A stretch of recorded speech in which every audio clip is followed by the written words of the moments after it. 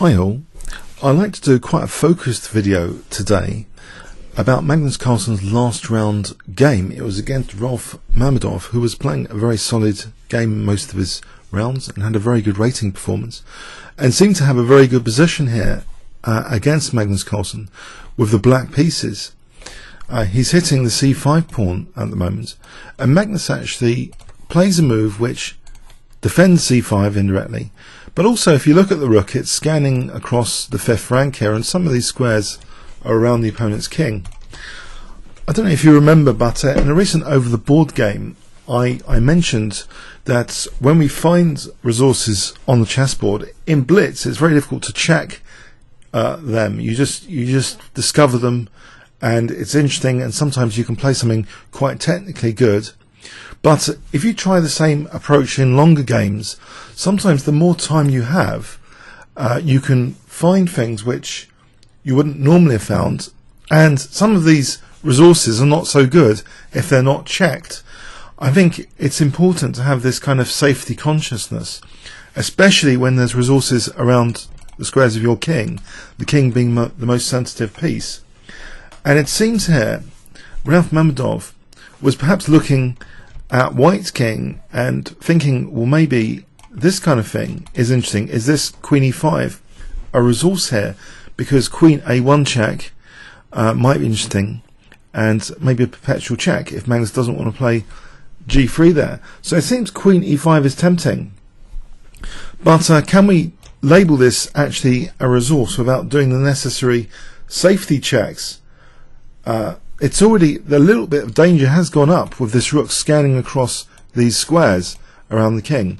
So some safety checks might indicate, well, hold on a sec, does queen e5 have any downsides in terms of this idea that you check that your opponent can't put resources, their best resources, around your king. But here it seems queen e5, if you do a safety check with that question in mind, before sort of calling it a resource of sorts, that queen a1 might be useful for queen e5 check, but if you do the safety checks here, you might discover that there's a move here which is very strong for white, which literally does put usually the most important, most dangerous resource next to the king.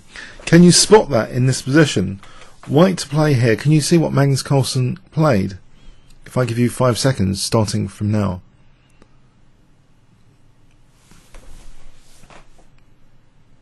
Yes, even without calculation, just this idea that putting resources next to the king, it seems it's like striking a match. There's a combination here of resources actually with an intersection point g6, where this is now dangerous, queen g6, and it's a really unfortunate position actually, because it seems black isn't in any great shape to easily defend that g6 square without heavy losses. One way technically here would seem to be queen e8, but it leaves f5. At minimum it leaves f5 to drop off. This doesn't look very pleasant at all here, but also positionally it seems unfortunate that maybe after winning f5 here the pain continues. If g6, for example, rook d7 check, looks pretty dangerous. Let's actually indicate what the engine says here. Queen takes f5 check. Is that the best move? Yes. So if g6, actually there's an even more perhaps dangerous move here in this position than cashing out. Cashing out, I don't think like that, trying to cash out, that is an advantage, but actually queen f6 here is really good, and white now threatens rook d8. So it seems to have turned into a complete disaster position, this position here. And if the king moves back, say to g8, now rook d7 is looking at winning b7 now, and again black seems to be in a really bad shape here. How would he defend b7? If rook e7, it's clearly better for white now but yeah, black probably didn't fancy this. He actually, what happened in the game is that after queen f7, he didn't really like this position at all and resigned. So yeah, queen e8 objectively would be the way to play on, but losing f5 is just horrible. So I'm interested in this game example because it illustrates that especially grandmasters in time pressure, apparently the increment wasn't being applied here now for quite a few moves. This was about move 35, so this move played at move 34. There wasn't an increment for quite some time, so it was a move which was really unchecked in terms of this basic question, you know, can really good resources go around your king? And it just seems here, yeah, queen f7, it looks like a really dangerous thing now. This check here, you might be asking, the check here, queen e5 check, I think white can actually just block now with g3 in this position. So still now faced with this queen g6. And you might wonder, well, what is actually the danger of queen g6? Well, it's actually the back row as well immediately. So if we give, just to show that, if we give black a move, the real danger here is this like queen g6 and then rook d8. So it's pretty horrible.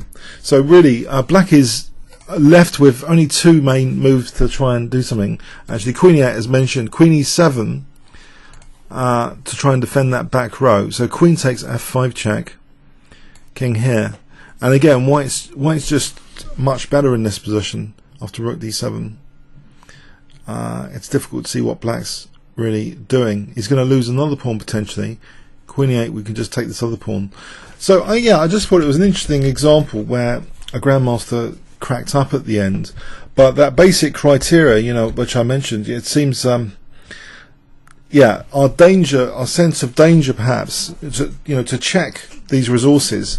But it's so understandable that often in shorter time limits you wouldn't be that adventurous because you wouldn't even be seeing these resources. So this sense of adventure, which can find very interesting technical moves, can sometimes really backfire, it seems, if you do not check these resources. You know, basic safety checks. Can the opponent put resources around your king?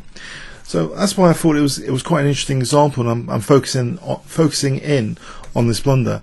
It seems, yeah, Mamedov is not in too bad shape here. There are some dangers, but say rook e5, it keeps pressure on this c5 pawn, and you know this is quite interesting.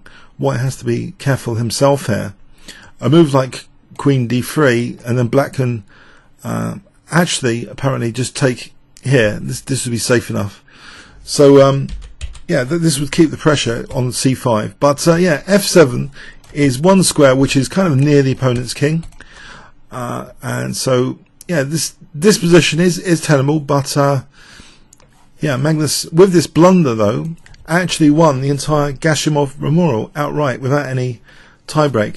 So I thought it was quite an interesting blunder to mention, but understandable, I think, from a perspective, if you're very limited in time, this can sometimes happen. So the game was like this: rook d6, some squares are probed around the king, and that has to be noted perhaps for a sense of danger, that g6 as well.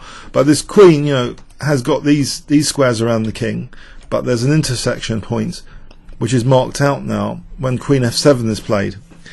I know this probably sounds like a sort of basic video. I'm not really intending it to be a basic video. I mean, I think it's at all levels, this idea of the sense of danger and how the longer time limits can backfire on what you think is brilliant. Your sense of adventure increases, but you find a lot of things which might be, you know, double-edged. They might have a real downside.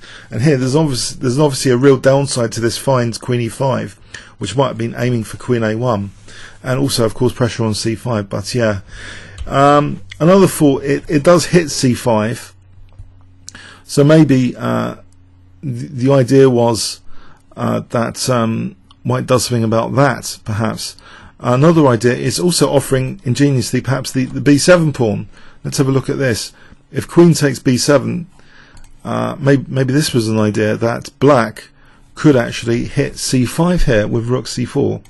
So, you know, possibly, you know, there was this reasoning, but I think a very important high priority safety check, not just in terms of losing material. I think probably to factor in, because checkmate ends the game, so the idea of allowing the opponent's resources next to your king, I think that's more high priority than winning the b7 pawn, which I think is pretty tenable actually for black, nearly tenable this position, although the engine indicates it's slightly better for white. You know, there's a bit of a fight here. This is interesting, yeah, this is just, when there's resources around your king, this is a high priority check to make here, and they're coordinating here on g6, which is unfortunate. So yeah, a very interesting example of a very important blunder from the whole perspective of who was going to win the Kasparov Memorial potentially. But yeah, by winning this, no tiebreak, and congratulations to Magnus Carlsen, another fine tournament victory. Comments or questions on YouTube? Thanks very much.